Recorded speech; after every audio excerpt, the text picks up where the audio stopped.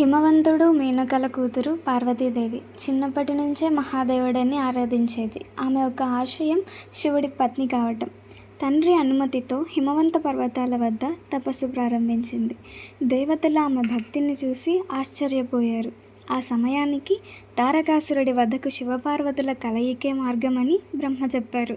దేవతలు శివుడిని పార్వతీ తపస్సు వైపు మళ్లించారు. శివుడి వృద్ధుడి రూపంలో పార్వతీ దగ్గరికి వచ్చి, నీ వయసుకు శివుడు సరిపోడు, తపస్సు వృధా అవుతుంది అని పరీక్షించాడు. పార్వతి భక్తి పట్టుదల చూసి శివుడు స్వరూపంలో ప్రత్యక్షమై ఆశీర్వదించాడు. అందరూ ఆనందంతో ఉప్పొంగిపోయారు. హిమవంతుని గృహంలో శివపార్వతుల వివాహం వైభవంగా జరిగింది.